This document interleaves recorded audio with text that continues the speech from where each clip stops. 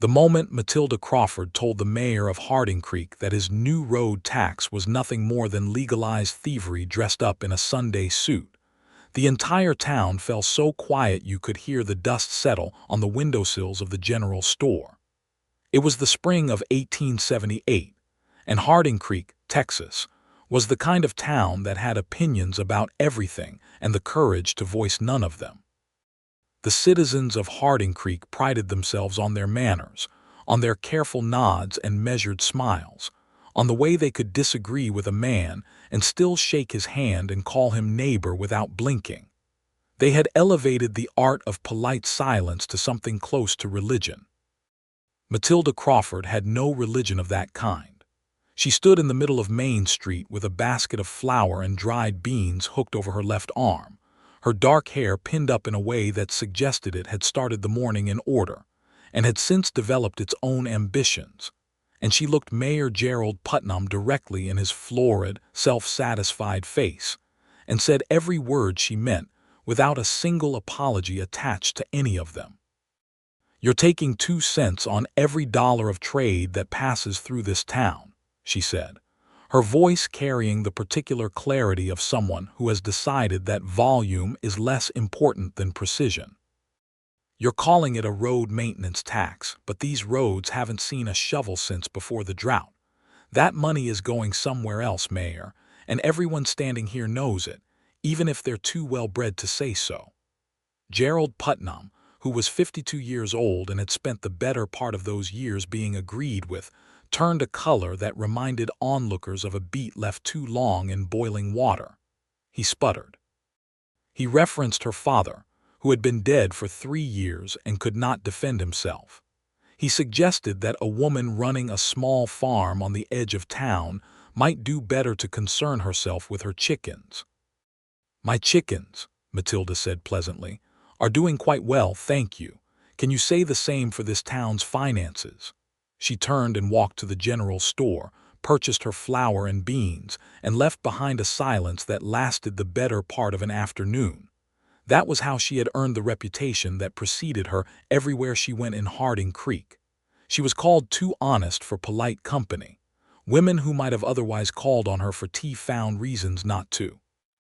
Men who respected her in private found reasons to cross the street when they saw her coming, because being seen agreeing with Matilda Crawford had a way of making enemies of people they still needed to do business with. Even Reverend Amos Whitfield, who preached each Sunday about the virtues of plain speaking, found her particular brand of plain speaking somewhat alarming when aimed in his direction. She did not appear to mind, or if she did, she kept it to herself, which was the one thing she could keep to herself. The loneliness of it she carried quietly. The rest she spoke aloud. Her farm sat 2 miles east of town on 30 acres that her father, Harold Crawford, had broken from hard ground with his own hands before his heart gave out in the winter of 1875. He had left it to Matilda, his only child, his only companion in the last years, and she had worked it alone since then with a stubbornness that impressed even those who found her otherwise difficult. She kept chickens, a kitchen garden, 2 cows, and a small stand of peach trees her father had planted the year she was born.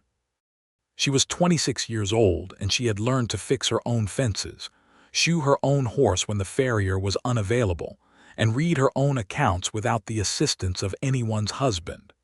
She had also learned, more slowly and more painfully, that a woman who says what she thinks without softening the edges of it will spend a great deal of time in her own company. She was not without tenderness. That was the part that people missed, because the honesty came out first and the tenderness came after, and many people left before the after. She thought about this sometimes in the evenings when she sat on the porch steps with a cup of coffee going cold in her hands and watched the sky turn colors over the flat land. She did not think she was wrong to say the things she said. She thought, with some wistfulness, that it would have been nice if the world had been arranged differently, so that saying true things did not cost a person their social standing. But the world was not arranged differently, and she had stopped spending energy wishing it were. It was on a Tuesday in late April, 3 weeks after the public exchange with Mayor Putnam, that Graham Prescott rode into Harding Creek on a roan horse that had seen better days. He was 31 years old, which showed in the particular way a man's face shows a decade of outdoor living, the sun-darkened skin, the lines at the corners of his eyes that were partly squinting against light and partly something else, something that had settled there and stayed. He was broad through the shoulders and lean everywhere else, the way men get when they work hard and do not always remember to eat.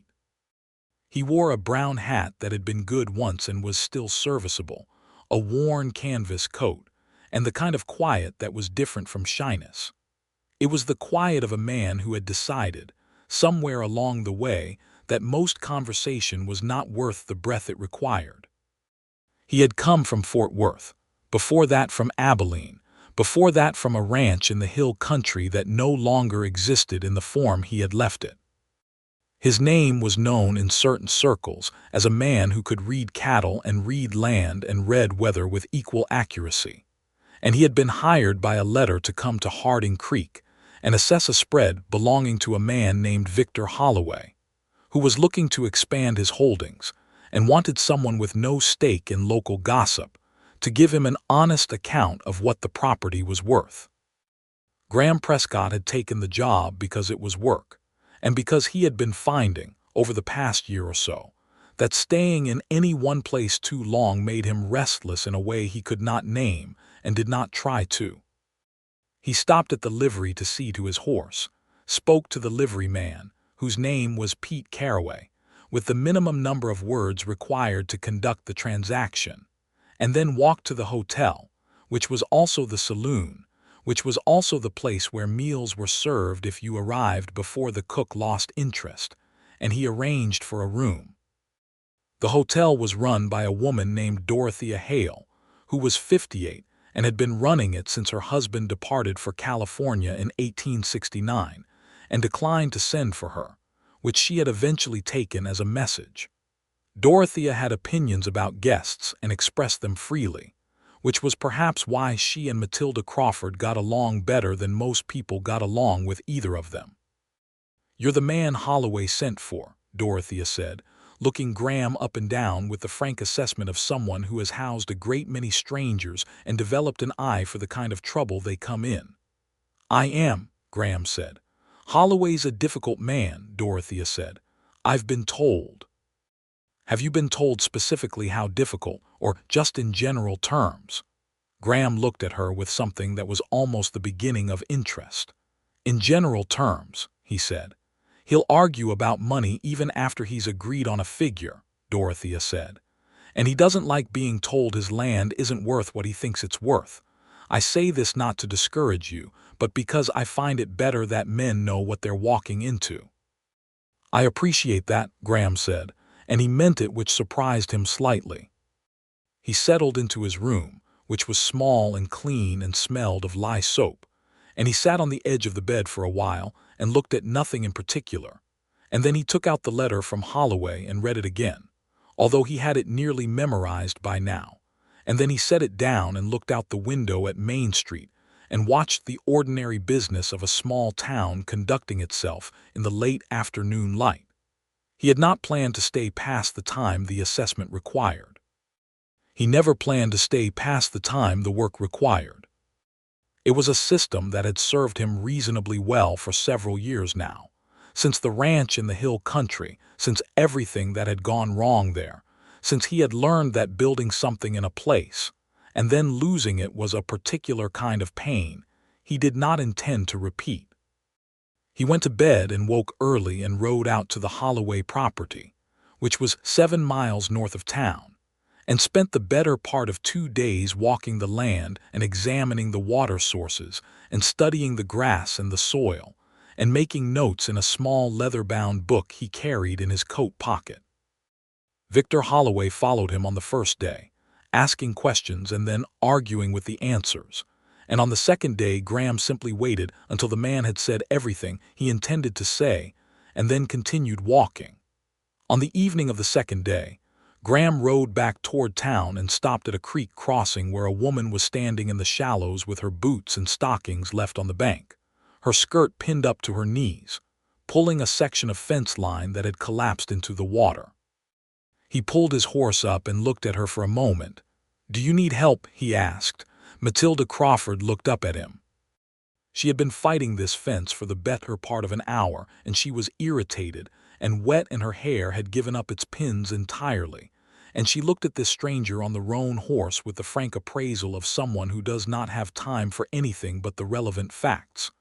"I need someone to hold this post while I drive it," she said. "Can you do that without falling in?" "I expect so," Graham said. He dismounted, tied the horse to a willow branch, removed his boots and coat with the efficiency of a man who has worked outdoors all his life and does not require ceremony, rolled his trousers to the knee, and waded in. The water was cold with snowmelt and moving with enough energy to make footing uncertain.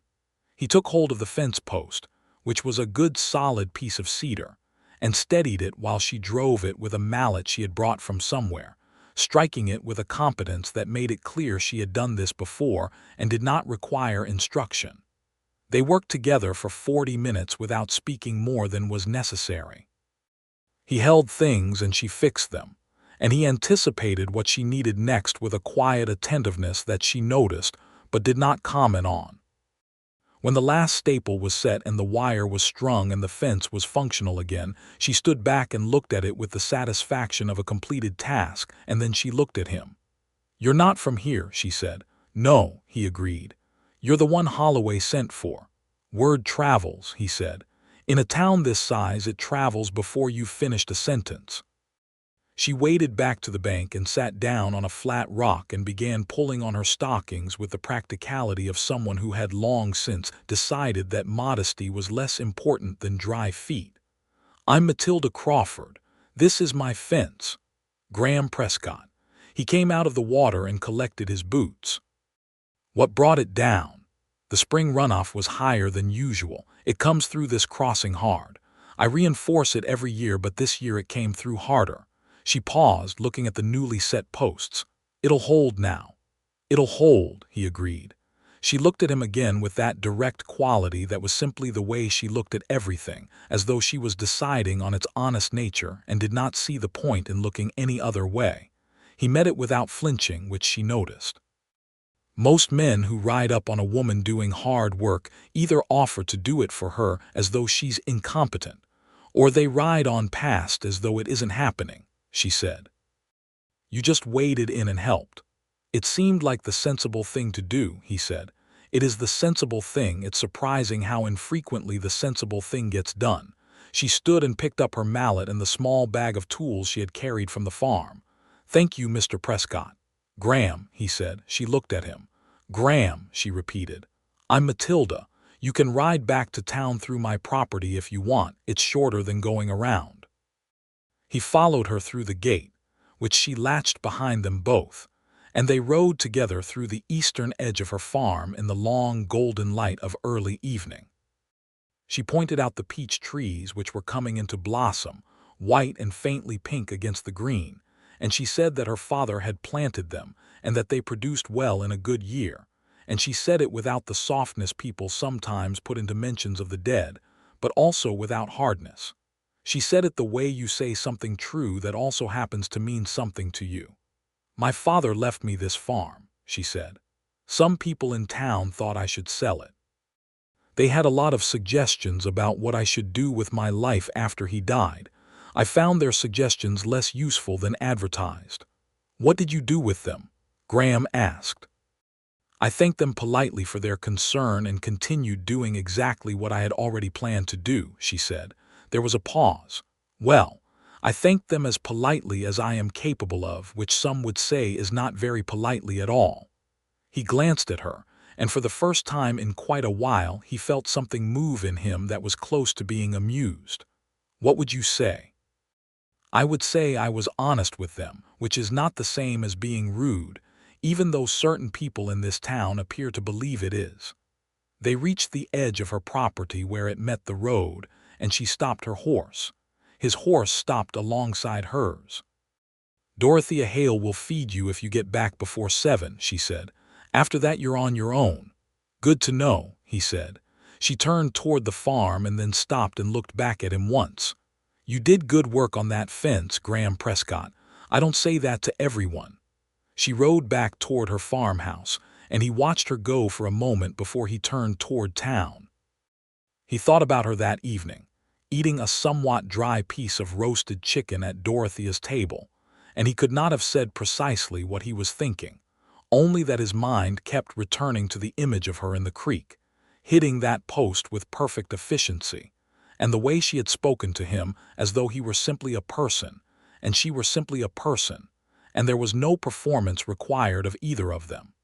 He had not felt that way in a conversation in longer than he could easily remember. Over the next several days, as he finished his assessment of the Holloway property and prepared his report, he found himself on the East Road more than strictly necessary. On Thursday he rode past her farm and she was in the kitchen garden, and she looked up and waved with the same matter-of-fact quality with which she did everything. And he slowed his horse and they spoke for a few minutes over the fence about the late frost and whether it had done damage to the peach blossoms. And she showed him the trees with the careful attention of someone who loves a thing without being sentimental about it. On Friday he stopped at the general store and found her there engaged in a conversation with the storekeeper, a nervous man named Howard Birch, about the quality of the flour that had come in with the last supply wagon. She was not arguing exactly, but she was being specific in a way that made Howard's mustache twitch. "It's got weevils, Howard," she said. "Not a lot, but some.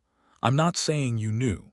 I'm saying you should check it before you sell the rest of it, because if you sell Mrs. Abernethy weevil flour, she will make your life difficult in ways that will outlast both of us."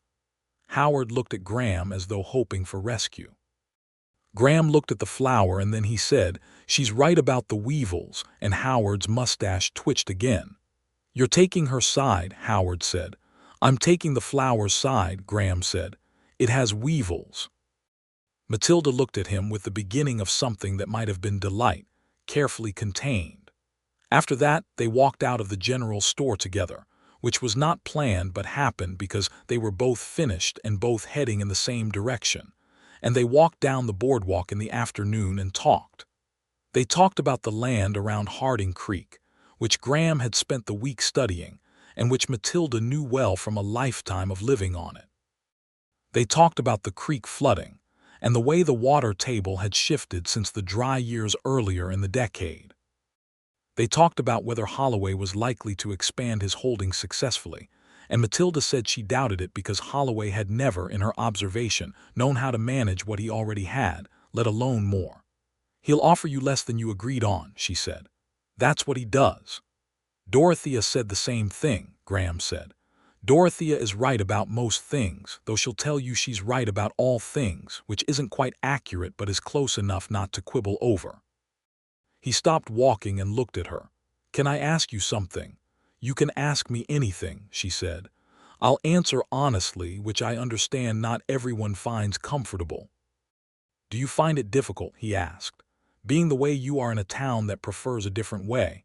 She was quiet for a moment, and he appreciated that she considered the question rather than deflecting it. "Yes," she said. "Sometimes I don't find it difficult to say true things. I find it difficult that saying true things costs what it costs. Those are two different kinds of difficult, and I think people sometimes confuse them." She looked at him steadily. "Why do you ask?" "Because you say things clearly," he said, "and you don't seem to care if it makes people uncomfortable, and I've been trying for a while now to remember if I ever knew someone like that, and I think I did once, and I think losing that was one of the things that made me want to keep moving." It was more than he had said at one time in quite a while, and he was a little surprised by it. She did not look surprised. "What did you lose?" she asked. "A ranch," he said. "And a woman in a different way than dying. She left." He paused. "She said I didn't know how to be in a place, that I was always halfway out the door even when I was standing in the room."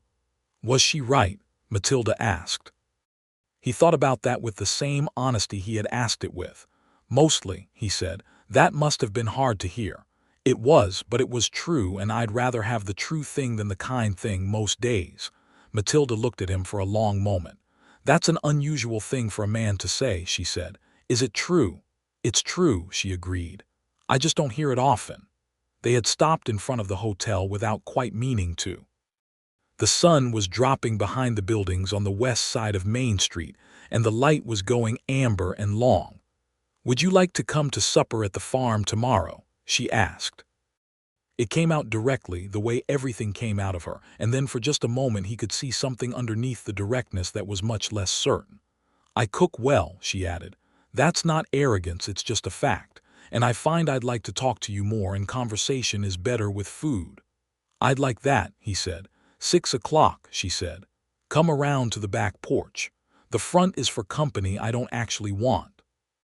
He smiled, and it was the first full smile she had seen from him, and it changed his face considerably. She did not think about it on the ride home, or she thought about it the whole way home and told herself she was not thinking about it.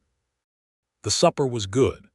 She had made a stew with the last of the root vegetables from her cellar and fresh bread, and there was preserved peach for after, from the previous summer's harvest, and they sat at the kitchen table with the door open to the evening and ate, and talked for 2 hours without the conversation running dry. He told her about the Hill Country Ranch. His family had taken it when he was 14, broken it and built it through years of brutal work, and by the time he was 25 it had been a real thing, producing cattle, supporting 3 families including 2 hired men and their wives. Then the drought had come, and then a cattle disease the veterinarian from Austin could not fully identify, and then a fire in the main barn, and by 28 he had sold what was left for enough to pay his debts and a little more, and that was when the woman had left and he had started moving and had not quite stopped since. Do you miss it? Matilda asked. The ranch. I miss what it was going to be, he said. The real thing was harder than I remembered it being. I think when you build something from nothing, you fall in love with the idea of it before you fall in love with the actual daily difficulty. My father used to say that the land will humble you, she said. He said it kindly, not as a warning. He meant that the land will take you seriously, that it doesn't pretend. If you work it honestly, it gives you something real back. If you lie to it or expect something for nothing, it just doesn't respond. No hard feelings, just reality. He sounds like he was a good man, Graham said. He was the best person I've known, she said simply. Not perfect. He was impatient sometimes, and he could hold a grudge longer than was useful. But he was honest and he was present, which are the 2 things I have found hardest to find in other people. There was a silence that was comfortable, the kind that settles between people who do not need to fill every moment. You're staying to finish the Holloway report, she said. Another week, maybe a little more, he said. She nodded. She did not say anything about what happened after that week, and neither did he, but the fact of it was present between them like a third person at the table. In the days that followed, Graham Prescott found himself making reasons to be on the east side of town. He brought his horse for water at the creek on Tuesday, and found her replacing a board in the chicken coop. And he held the board and she drove the nails, and they worked together with the same easy competence they had found in the creek. On Wednesday he brought her a book he had seen at the general store when Howard Birch received a new supply shipment, a book about the botany of the Texas Hill Country that he thought she might like given the peach trees and the kitchen garden, and she looked at it with genuine pleasure, and then looked at him with a kind of unguarded surprise that made something tighten in his chest. No one buys me things, she said, and then, with the honesty she could not help, I'm not sure what to do with the feeling. You don't have to do anything with it, he said. You should know, she said, holding the book carefully, that I am not good at the things women in this town are supposed to be good at. I am not soft-spoken. I do not make myself smaller to make other people comfortable. I do not know how to pretend to be uncertain when I am certain, or to pretend to agree when I disagree. I know that, he said. You've known me less than 2 weeks, she pointed out. Some things are clear quickly, he said. She looked at him for a long moment. Are you going to tell me that you like that about me? because men sometimes say that at first and then discover they were wrong about themselves. "I'm not going to tell you anything that isn't true," he said, "and I'm not going to make you any promises I haven't thought through." He paused. "But I can tell you that I haven't looked forward to talking to someone like this in a very long time, and I don't think that's going to change in a week." She nodded slowly, and something in her settled. He delivered his report to Victor Holloway on the following Monday, and it was precisely as honest as everything else Graham Prescott did. He had assessed the north pasture land as fair quality with good water access, the south section as rocky and poor for grazing but potentially useful for other purposes, the overall infrastructure of the existing buildings as sound, and the fair market value as considerably less than Holloway had been hoping to hear. Holloway, exactly as predicted, attempted to renegotiate the fee after hearing the report. "Your assessment isn't what I needed it to be," Holloway said. He was a heavy man in his mid-50s with a thick beard and the look of someone who had always been told he was right. "My assessment is what the land is," Graham said. "That's what you hired me to tell you. You've undervalued the south section. The south section is caliche and flint. I can show you my notes if you'd like to read them." "I know my own land." "Then you don't need my assessment," Graham said pleasantly. "I'll still require my full fee." Holloway looked at him for a long time. Graham looked back. Holloway paid the full fee. Graham walked out of Holloway's office with the money folded in his coat pocket and stood on the boardwalk in the mid-morning sun, and he thought about roads, about the fact that he was good at this work, and it took him to different places, and that was what he had built his life around for 3 years, and that it had been enough. He thought about the fact that it did not feel quite as enough as it had felt 2 weeks ago. He thought about a woman who said what she meant and fixed her own fences and kept peach trees her father had planted and looked at you like she was trying to see the actual thing you were rather than the version of yourself you had polished up for public view. He went to find Dorothea Hale. "I want to ask you something," he said. Dorothea was sitting behind the hotel desk with her account book, and she looked up with the expression of a woman who has been waiting for a particular conversation and is privately satisfied that it has arrived. "Is there land available out east, near the Crawford place?" he asked. Dorothea's expression shifted into something very like approval. "There's 40 acres south of Matilda's property that's been sitting since old McCaffrey died," she said. "His nephew in San Antonio owns it and has been looking to sell it for 2 years. Too far from town for most people's taste, but the water's good." "Who would I speak to about it?" Graham asked. Dorothea wrote down a name and address and slid the paper across the counter. "The nephew's name is Thomas McCaffrey. He's a reasonable man." She paused. "Matilda Crawford is the best person in this town, which is not a popular opinion, but it is the correct one." "I know," Graham said. "I'm glad someone does," said Dorothea. He did not go to Matilda that day. He spent the afternoon writing a letter to Thomas McCaffrey in San Antonio, and he spent the evening sitting in his room thinking through the thing he was considering with the same careful honesty he applied to land assessments, which meant being truthful about what he wanted and what he was afraid of, and which of his hesitations were reasonable and which were habit. The ranch in the hill country had failed not because he had loved it wrong, he thought now, with more distance than he had had before, but because it had failed in ways that could not have been prevented, and he had made himself responsible for all of it, and then he had made himself a person who did not stay anywhere long enough to be responsible for anything. That was the thing the woman before had seen in him, and he had only partially understood. He had understood the leaving. He had not quite understood the why of it until now, sitting in a small room in a Texas town listening to the sounds of the street below.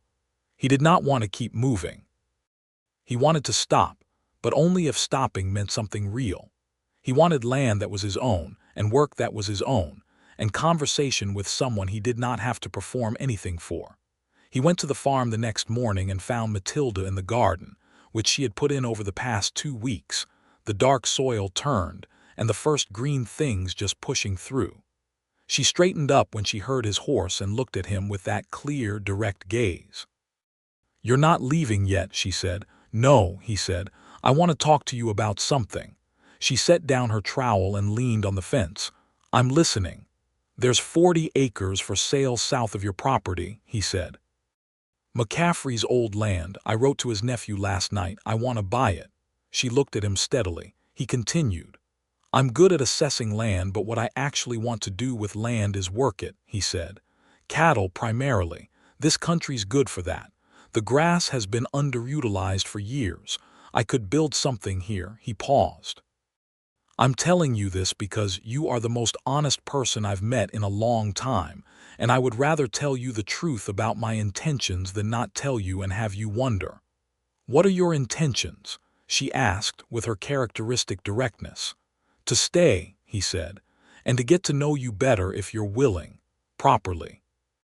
Not with any rush." He held her gaze. "I'm not going to pretend to be something I'm not or tell you things are simpler than they are.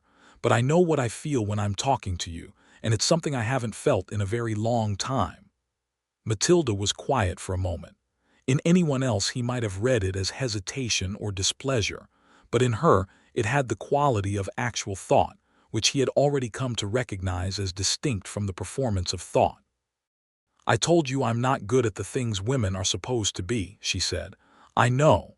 I'm going to continue saying what I think. I'm not going to stop having opinions about the mayor's road tax or Howard Birch's flour, or whether Reverend Whitfield's sermons go on longer than the content requires. I know that too," he said. "Honest is the only company I can stand anymore." He said it plainly without any flourish, and the plainness of it was what made it land. She looked at him for a long moment, and then something in her face opened in a way he had not seen before, something that was not quite a smile but was the thing that comes before a smile when it is real. "All right," she said. "Come for supper Thursday." He came for supper Thursday, and the Thursday after that, and the one after that. They fell into a rhythm that felt less like courtship in the formal sense that Harding Creek would have recognized, and more like two people discovering that the world they each inhabited separately fit together at the edges in ways that were both surprising and, once discovered, entirely obvious.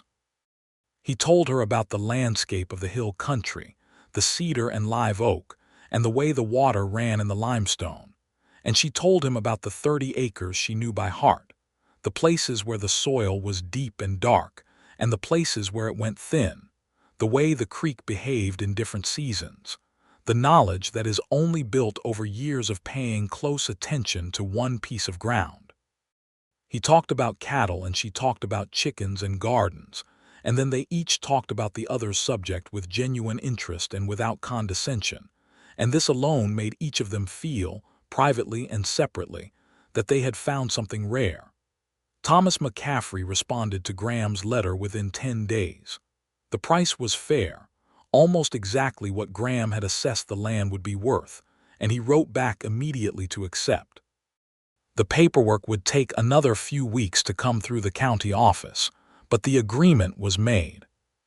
He told Matilda about it on a warm evening in early May when they were sitting on her back porch watching the last light go out of the sky. The peach trees had leafed out fully and the blossoms were gone, tiny green fruits beginning where the flowers had been. "So you're staying," she said. "I'm staying," he said. "The town will have opinions," she said. "They already have opinions about me. Once you're associated with me, they'll have opinions about you. I have a very low tolerance for other people's opinions about my life," he said. "I thought you would have noticed." She looked at him sidelong, and there was warmth in it that she did not try to hide. "I noticed," she said. "How long has it been since anyone in this town told you were right?" he asked. "About the mayor, Dorothea. After everyone else had gone home, she paused. About most things, a long time." "You're right about most things," he said. He said it calmly, not as a compliment, just as a fact that he had observed and found worth stating. She looked away back at the peach trees, and he could see from the line of her jaw that she was holding something. He waited. "It's strange," she said at last.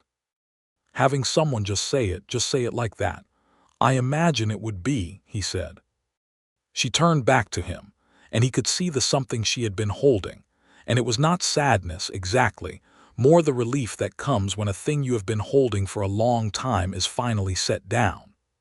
On a Sunday afternoon in mid-May, Matilda went to church, as she did every week, because her father had gone, and she went in the habit of it even when Reverend Whitfield's sermons went on longer than she thought they needed to.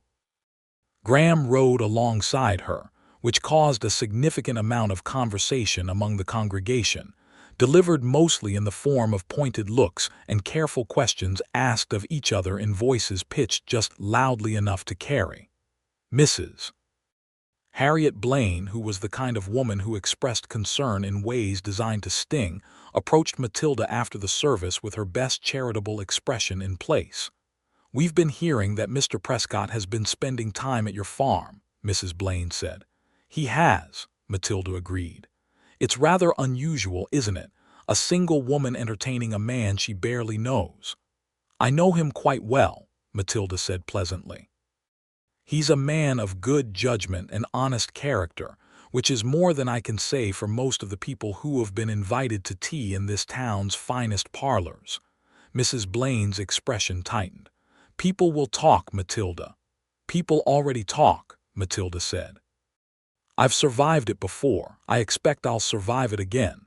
She rejoined Graham, who had been waiting near the horses with the expression of a man who has heard the general shape of conversations like that one many times and is unbothered by them.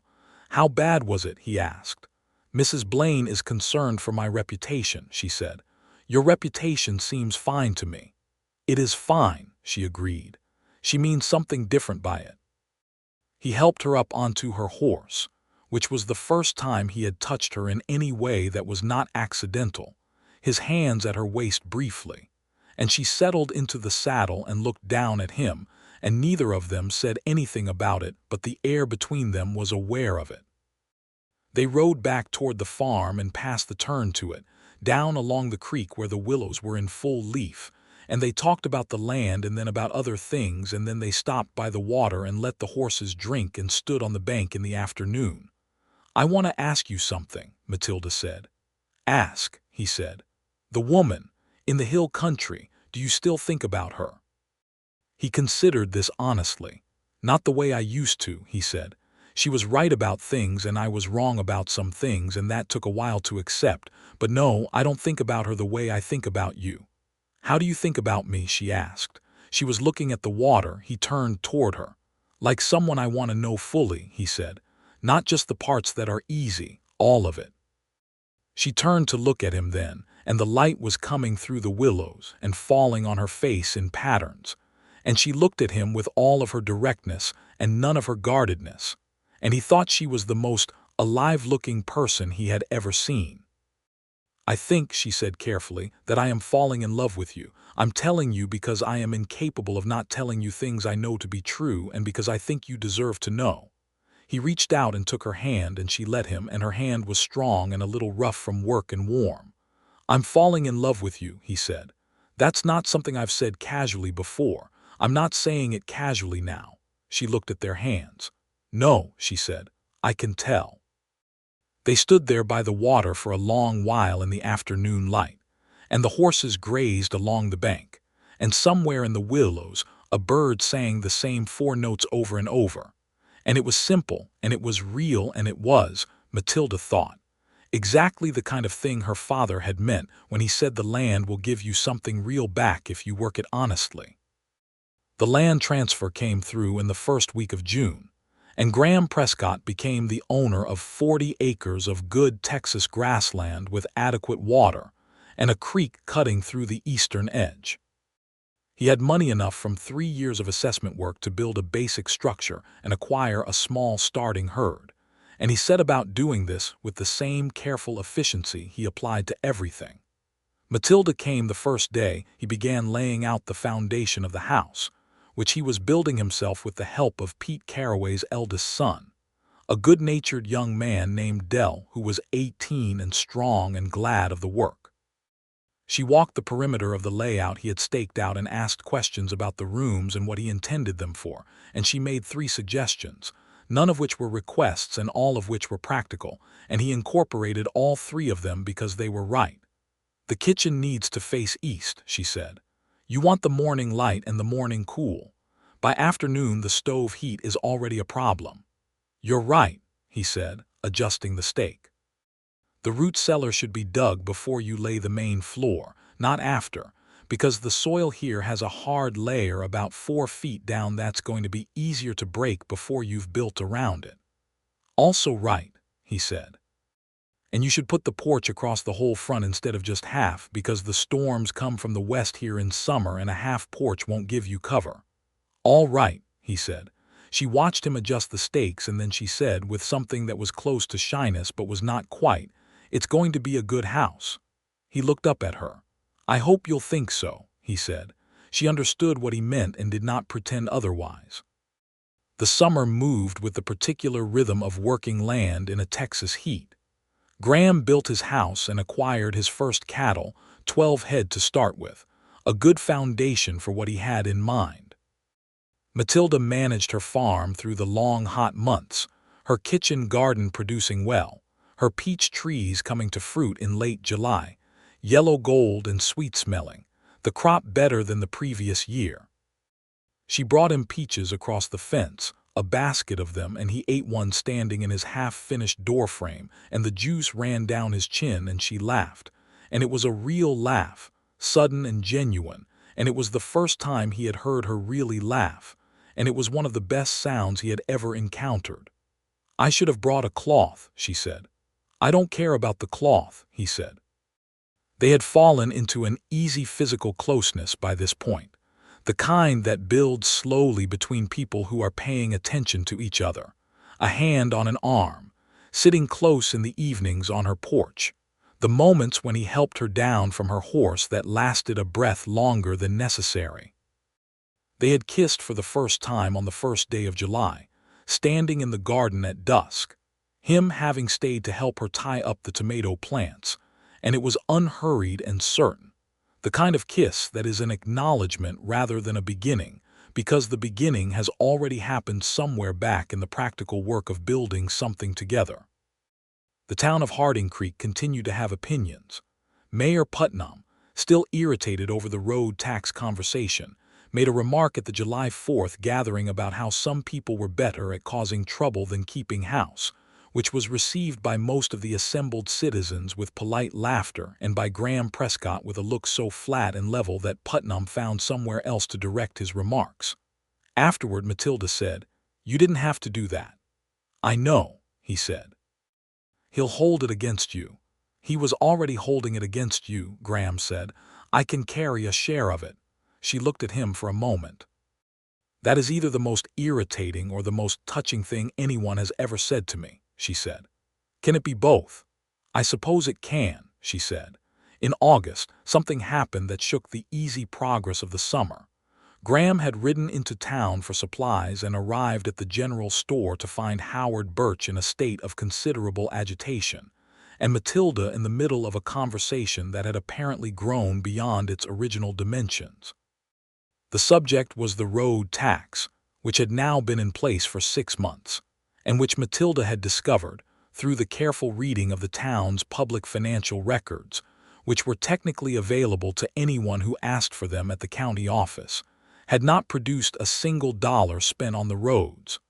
The money had gone into an account controlled by Mayor Putnam and had been used for purposes that were not documented.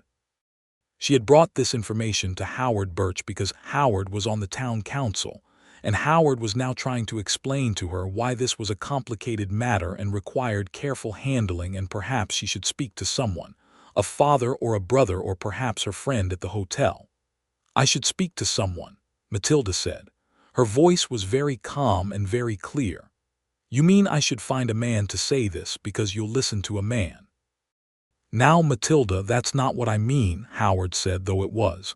Graham came to stand beside her and she glanced at him. "She showed you the records?" he asked Howard. "She showed me what she says are records, yes, but did you verify them?" "Well, no, not yet, but then verify them," Graham said. "And if they show what she says they show, then you have a problem that needs addressing. What she's telling you is that public money is being misused. That's a matter for the town council and possibly for the county. It's not something that benefits from delay." Howard looked between them both and his mustache went through several agitated movements. "I'll look into it," he said at last. "Good," Matilda said. She picked up the account of her purchases. "I'll expect to hear from you within the week." Outside, Graham said nothing for a moment and then he said, "You've been working on this for a while." "Since March," she said. "It takes time to get access to the records and it takes time to read them properly." "Who else knows?" "Dorothea," she said. "I told Dorothea last week. She told me to go to Howard because Howard's afraid of her." He stopped walking and looked at her. "You're right," he said. "I know I'm right," she said. "The question is whether being right will be enough." It was not immediately enough. Howard took the better part of the week and then reported back to Matilda that the records were somewhat unclear, and perhaps the mayor had an explanation, and perhaps it would be best not to stir things up unnecessarily. Matilda listened to all of this with a patience that cost her considerably, and then said that she intended to bring the matter to the county seat. "You can't go to the county," Howard said, alarmed. "I can," she said. "The county oversees municipal finance. This is exactly the kind of thing the county is for." She did. She rode to the county seat, a town called Milford, 3 hours east, with all her documentation in a leather satchel, and she presented it to the county clerk, a small spare man named Albert Finch, who read through it with the painstaking care of a man who takes his bureaucratic responsibilities seriously. He said he would need to look into it. She said she would appreciate hearing back within 2 weeks. Graham had offered to go with her. She had said she could go herself. "I know you can," he had said. "I'm asking to come." She had thought about it. "All right," she said. "You can come, but don't speak for me." "I wouldn't dream of it," he said.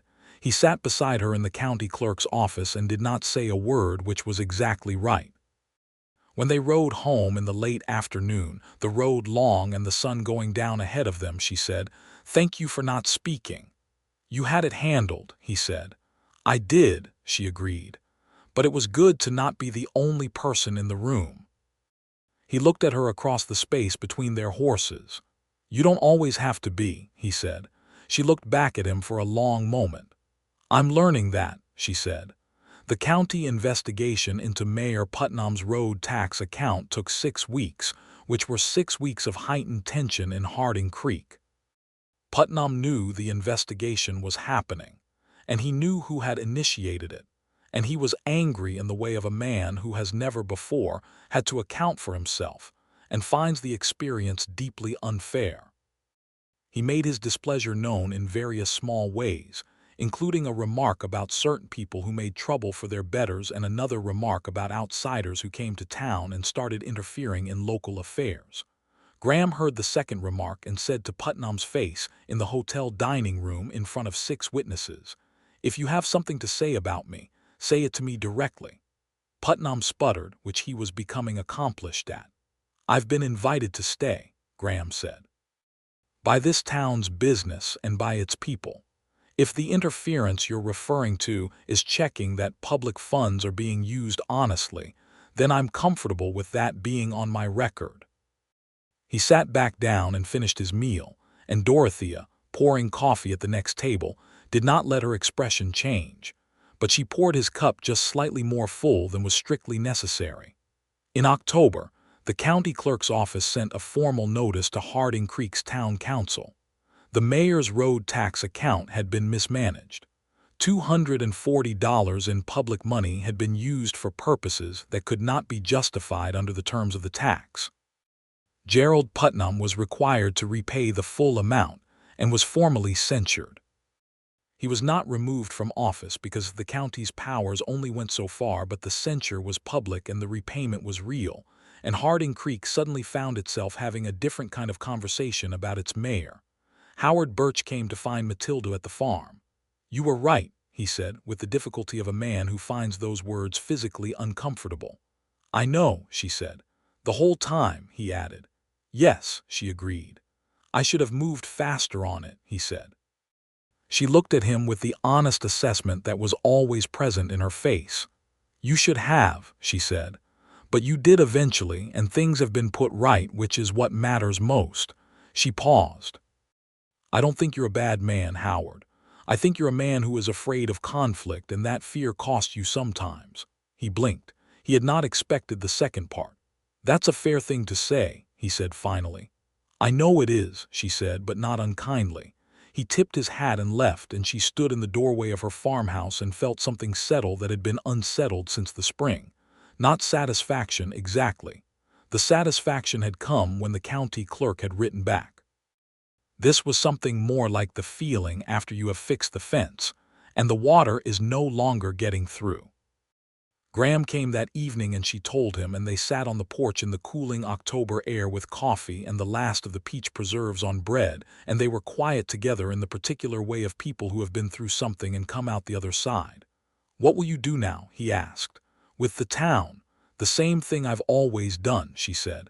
"Live here honestly." He reached across and took her hand. "Matilda," he said. She looked at him. "I want to ask you to marry me," he said. "Not as a question yet, just, I want you to know that it's where I am.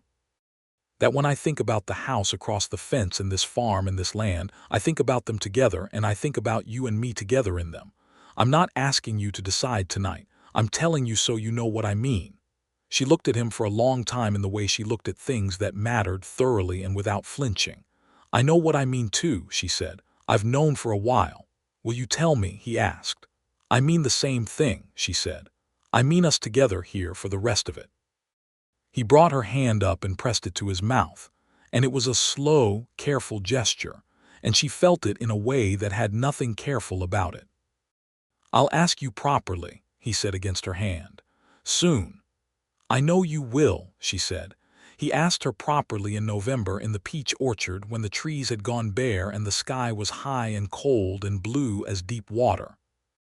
He got down on one knee in the fallen leaves and produced a ring he had ordered from a catalog through Howard Birch's store, a simple gold band with a small garnet stone, because he had listened to her long enough to know that she would find elaborate ornamentation impractical, but that she would like something that was genuinely fine, because fineness and practicality were not mutually exclusive. She looked at the ring for a moment, and then she looked at him. "Yes," she said. "Plainly and entirely yes." He put the ring on her finger and stood up, and she stepped forward and took his face in both her hands and kissed him, which was not the delicate, restrained thing that novels about women generally described, but was honest and warm and completely her, and he kissed her back in kind. They were married in December in the Harding Creek Church by Reverend Whitfield, whose sermon on the occasion was mercifully shorter than usual, perhaps because Matilda had told him beforehand that she and Graham would be grateful if he could find it in his heart to speak for no longer than 15 minutes, and something about the way she said it had suggested to the Reverend that this was advice worth following. Dorothea Hale came and sat in the front row and wore her best dress, a dark green wool she had been saving for an occasion that finally matched it. Howard Birch came, and Del Caraway, who had become fond of Graham through the months of building work, and several other townspeople who had arrived at various private conclusions about Matilda Crawford that they had not previously announced in public, but had perhaps been waiting for a reason to express. Even Mrs. Harriet Blaine came, though she sat in the back and wore an expression that was working hard to be disapproving and not quite succeeding. Matilda wore a dress she had made herself from a blue wool she had bought from Howard's store, simple and well-made, and she wore her hair pinned up but with less severity than usual, and she looked like herself, which was better than looking like anything else.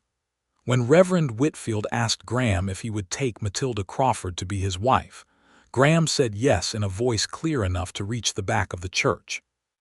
When he asked Matilda if she would take Graham Prescott to be her husband, she said yes, and then, because she was who she was and could not help it, she added, "Genuinely and with full knowledge of what I'm agreeing to," which caused a ripple of sound through the congregation that was somewhere between surprise and laughter, and Graham's mouth curved into the full smile that changed his whole face, and Reverend Whitfield decided that this was within the acceptable range of response and continued.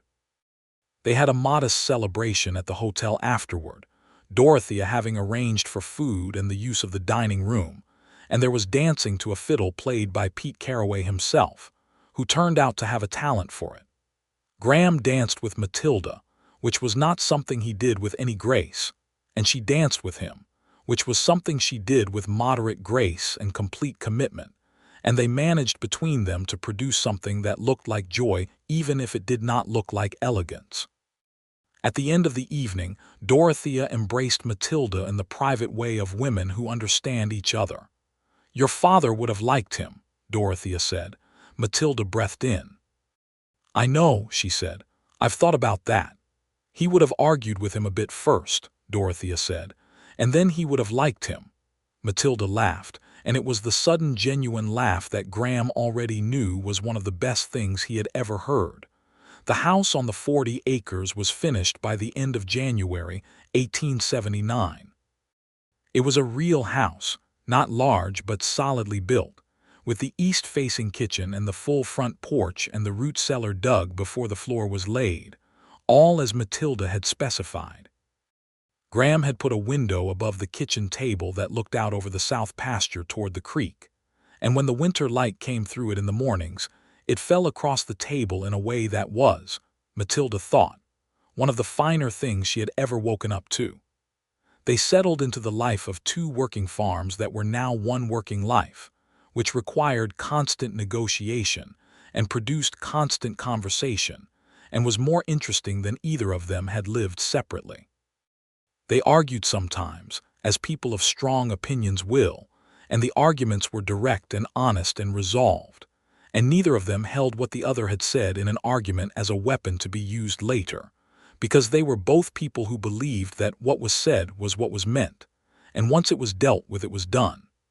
Graham's cattle herd grew through the spring, as he brought in additional stock and worked the land into pasture with the knowledge of a man who had studied it carefully. He sold his first cattle in June, and the money was real, and the accounts were good, and he sat at the kitchen table with the light coming through the south window and looked at the figures with the satisfaction of someone who has built something true. Matilda's farm produced well that summer. The peach crop was the best in 5 years, enormous and sweet, and she put up more preserves than she had in any previous year, row after row of golden jars in the root cellar, and when she stood back and looked at them, she felt her father's presence in the most uncomplicated way she had felt it since he died, just the sense of him approving, the sense of something being continued. She told Graham about it one evening. "I felt him today," she said, "in the orchard when I was picking, not in a frightening way, just he would have liked this summer. He built those trees," Graham said. "They're his summer in a way." She looked at him. "That's a good way to think about it." "You taught me to think about the land that way," he said. "You said it gives back what you work honestly into it." She was quiet for a moment. "I think I did," she said. "I didn't know I'd remembered it so precisely." "You say things precisely," he said. "It's one of the things about you." She smiled at him, the full smile that was slower to come than the sharp observational ones and was worth waiting for. "You say things precisely too," she said, "when you say them." "I say fewer of them," he admitted. "But they count," she said. In the autumn of 1879, Matilda told Graham she was going to have a child. She told him in the morning, in the kitchen over coffee, with the matter-of-fact directness with which she told him everything, and his face did something she had not seen it do before, a kind of opening, a kind of flooding, and he set his coffee down and stood up and came around the table and held her with his arms around her from behind, his face pressed into her hair, and they stood like that for a long while without speaking. When he spoke, his voice was not entirely steady. "Are you well?" he asked. "Completely," she said. "Are you frightened?" She considered this honestly. "A little," she said. "Mostly I'm glad." "So am I," he said. "So am I." He was, in the months that followed, attentive in ways that she sometimes found excessive and told him so, and he accepted this feedback and adjusted and was still attentive. She continued to work her farm through the winter with modifications when they were necessary and stubbornness when they were not, and she argued with Dorothea, who thought she was doing too much, and with Graham, who periodically thought the same thing. "I'm not ill," she said firmly to both of them on several occasions.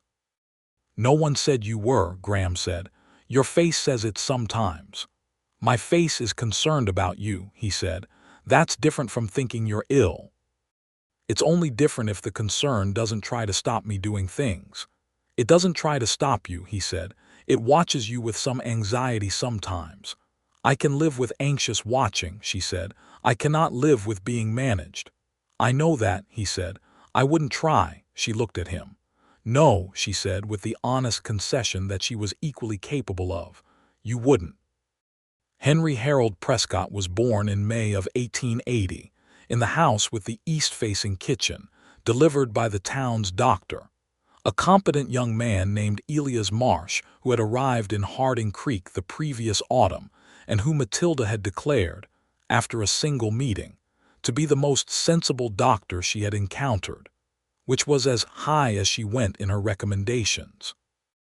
Henry was named first for no one and second for her father, which Matilda had decided in the 3rd month of the pregnancy and informed Graham of, and Graham had said that Harold was a fine second name, and she had said, "It's a good name. He was a good man. I want it on something that lasts."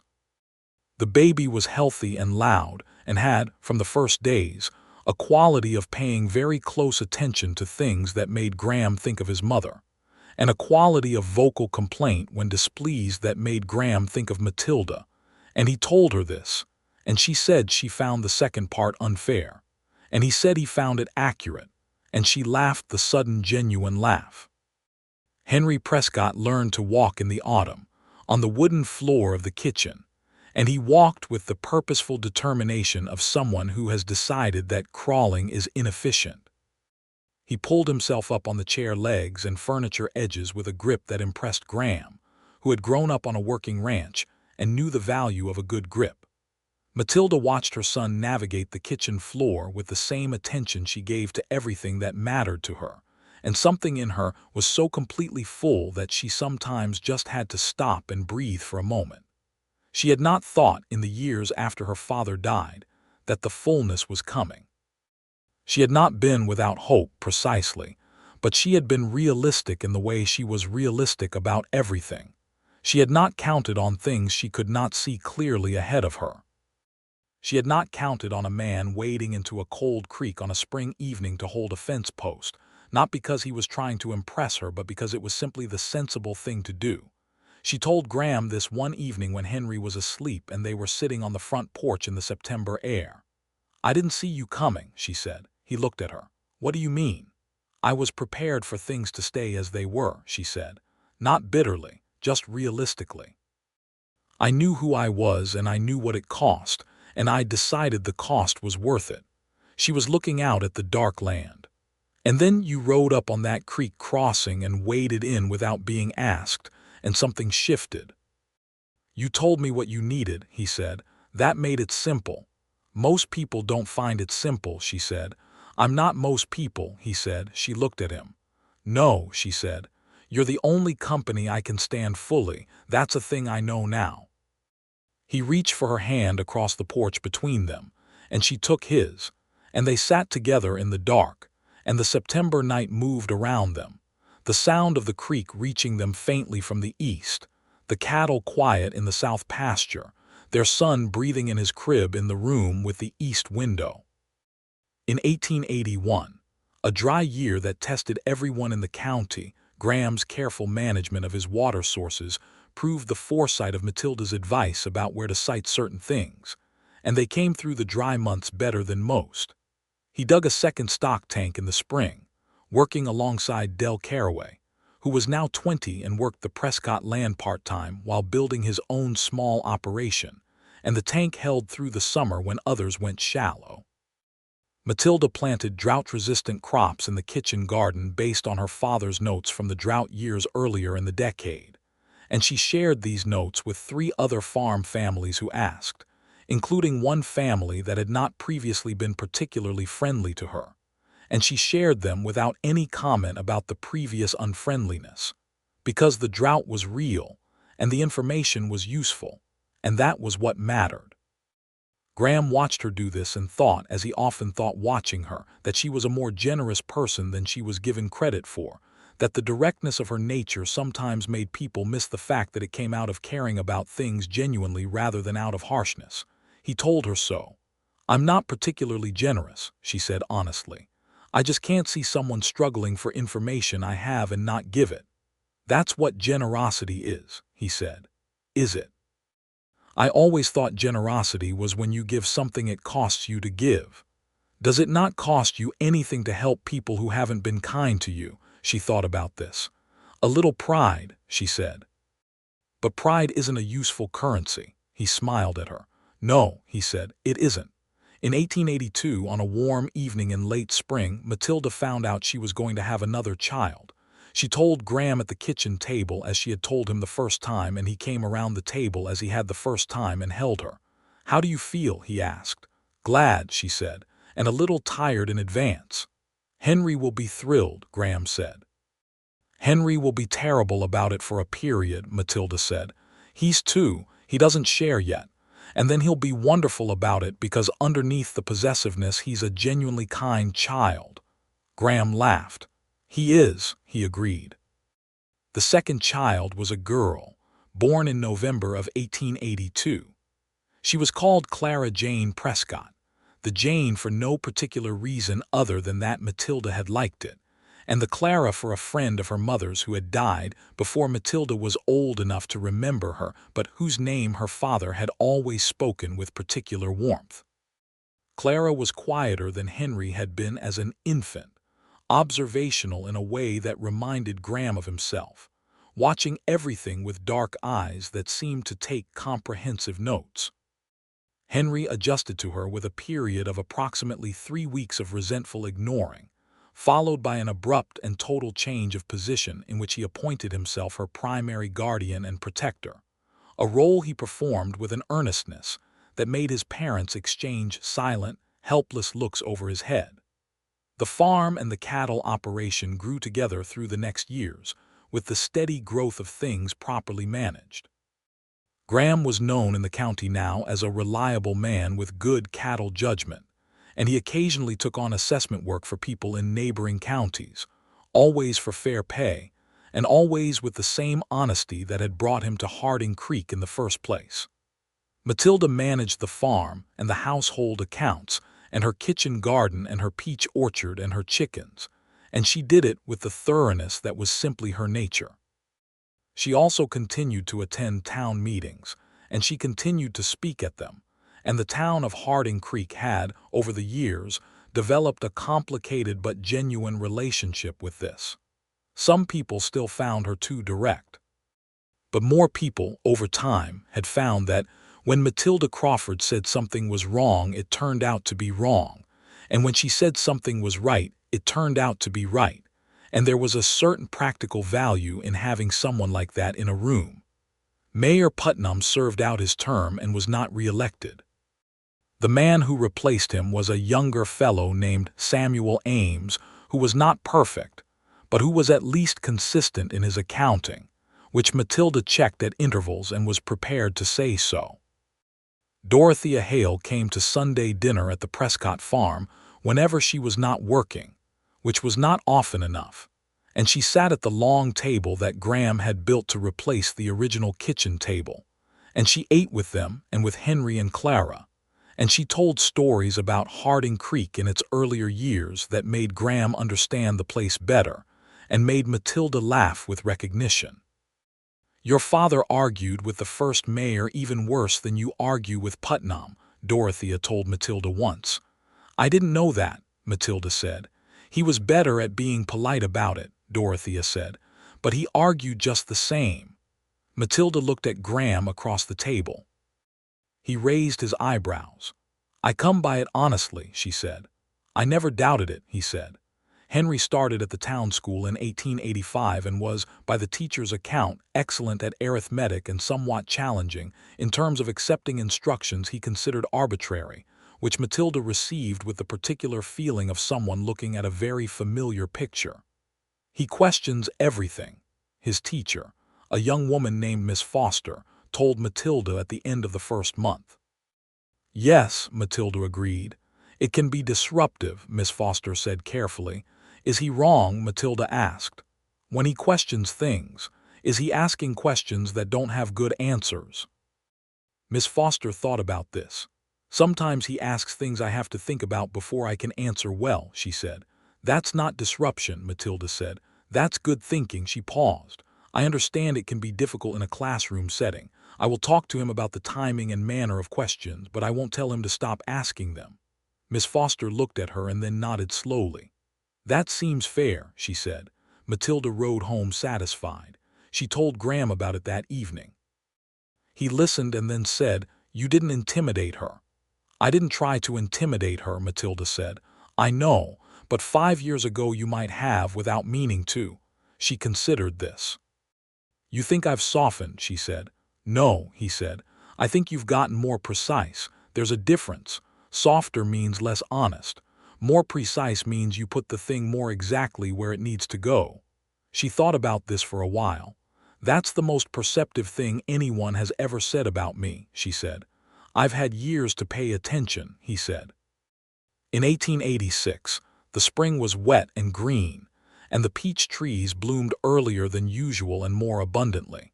And Graham finished expanding the main pasture and brought in 20 more head of cattle, and the operation was by any measure solid and real, the kind of thing that produces not just income but permanence, the sense that it will be there next year and the year after.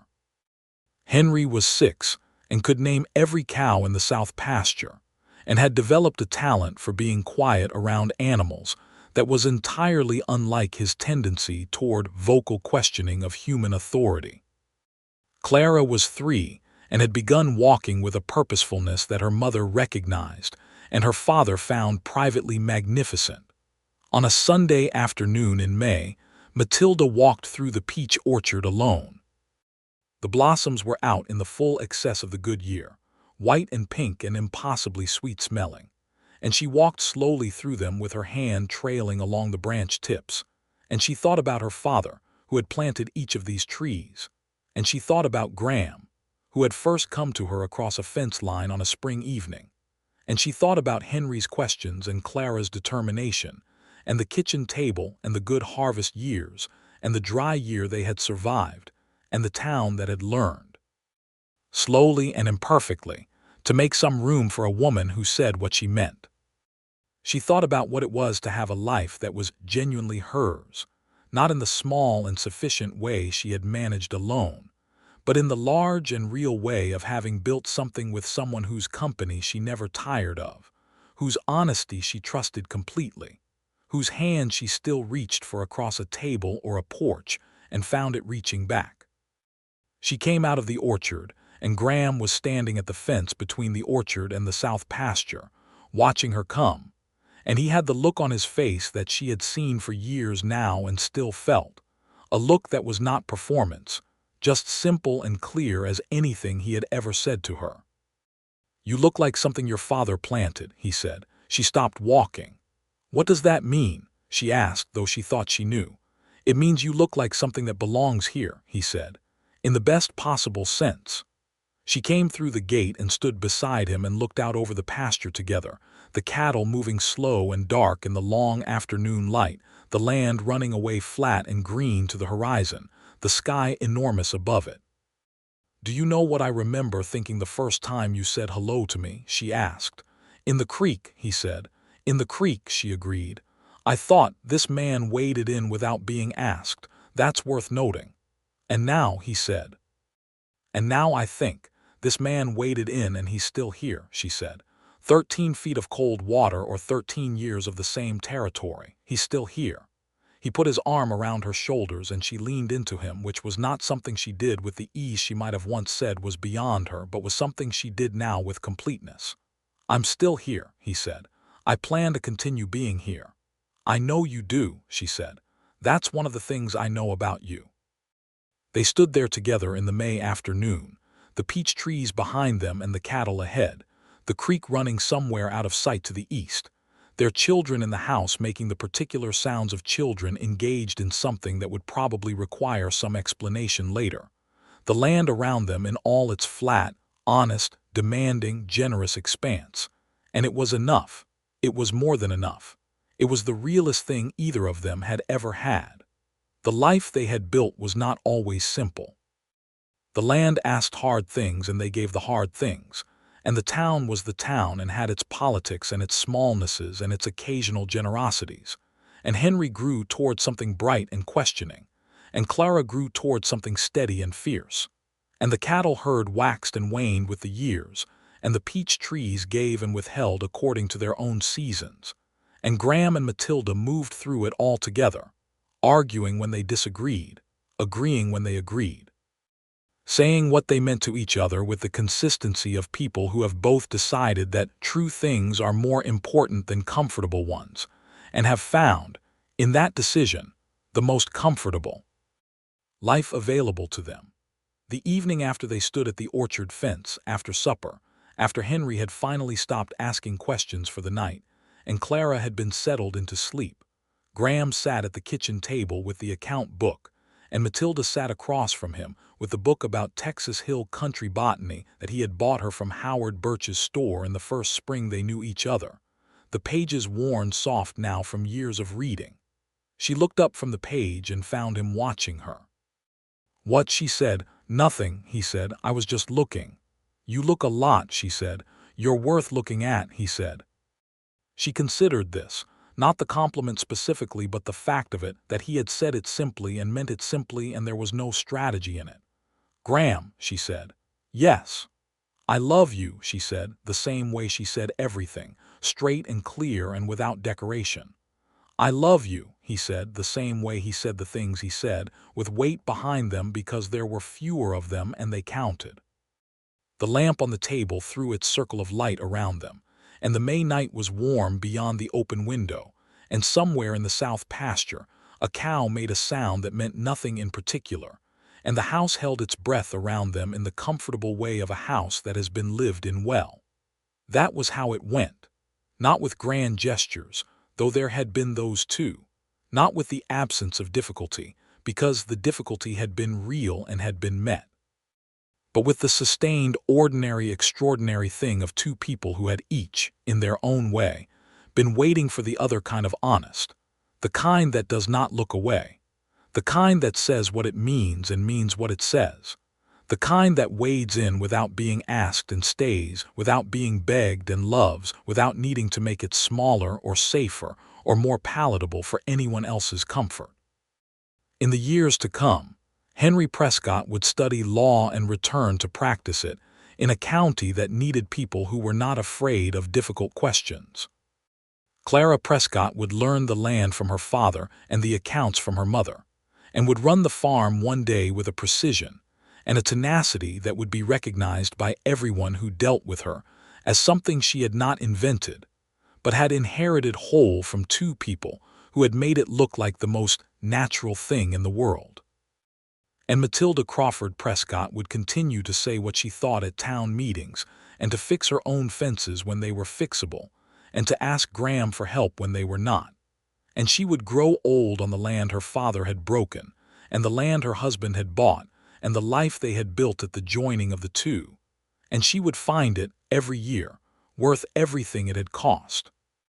Graham Prescott, who had spent 3 years riding from one place to another because he could not find a place worth the pain of caring about it, would work the same 40 acres for the rest of his life, and the cattle would graze in the south pasture, and the creek would run in the east, and the peach trees would blossom every spring in the orchard beyond the fence. And he would wake each morning in the house with the east-facing kitchen, and look across the table at the only person whose company he had ever been able to stand completely. And he would think, as he had thought since the spring of 1878 when he rode into a town and waded into a cold creek, because it was simply the sensible thing to do, that this was the truest land he had ever assessed, and the most honest investment he had ever made, and that some things are clear quickly if you are paying attention, and that the best thing a person can do is wade in and stay.